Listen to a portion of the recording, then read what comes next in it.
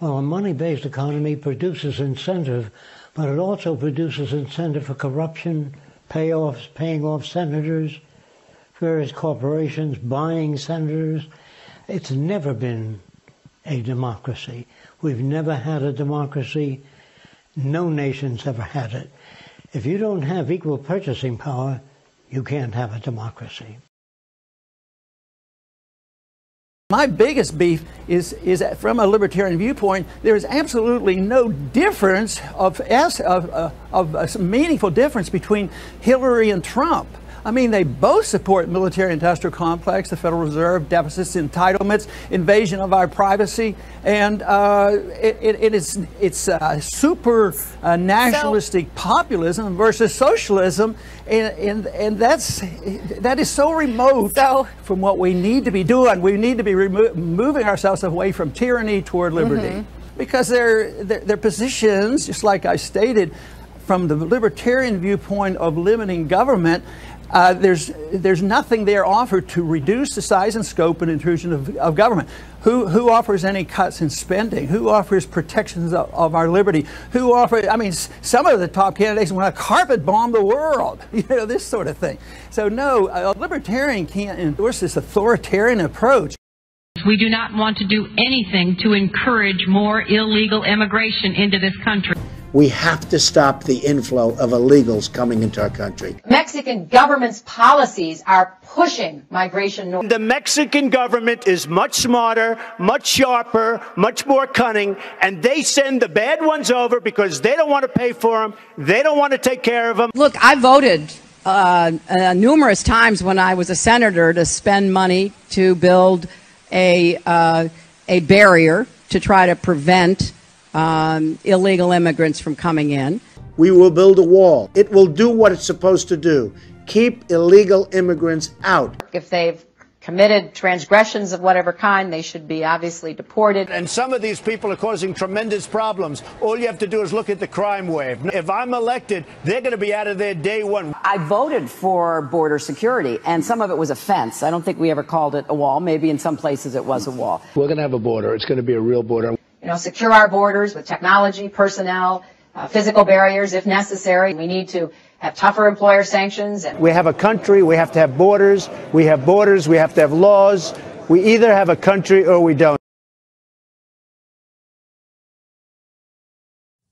Can I hold it? Yeah, let him hold it. Let him hold it. See, there's a man that knows what he wants. It's my kind of guy. Go ahead. Well, this might shock you, but we have something in common. Good. Respect for human life. Thank you. Okay? Now, I have two comments on my deep respect for human life. Okay? Number one, and you can comment on my objections. Number one and number two. Okay? Number one, I'm opposed to the murder of unborn babies being legal. Number two, I'm opposed to our wasting our military in the Middle East on behalf of Zionist Israel. Thank you. Okay. All right, well, let me just tell you that Israel is a very, very important ally of the United States, and we are going to protect them 100%. 100%. They've been our most reliable. It's our true friend over there, and we're going to protect Israel 100%. As to number one, we're with you. Okay, one more. We got to ask one more, because that was a tough question on Israel. That was nasty. Whoa. Are we all for Israel, right? Yeah. Okay, go ahead. The Washington Post reports that the U.S. is set to give an annual aid package of $3.8 billion worth of security assistance to the Israeli government starting in 2019 through 2028. Now, this is part of a new 10-year memorandum of understanding just concluded by the two governments. A U.S. State Department official said it will be the single largest pledge of bilateral military assistance in U.S. history. Negotiations for the aid package have been underway since November and will replace the current MOU that is set to expire in 2018. We may not have always agreed on every detail, but we've always shared an unwavering, unshakable commitment to our alliance and to Israel's future as a secure and democratic homeland for the Jewish people. It would be a serious mistake for the United States to abandon our responsibilities or cede the mantle of leadership for global peace and security to anyone else.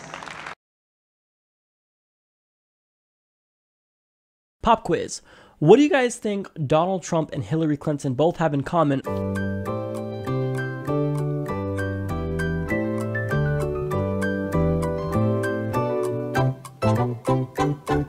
They have an address in common, which proves that they are willing to use their power and influence to take advantage of the American people. That address is 1209 North Orange Street in Wilmington, Delaware.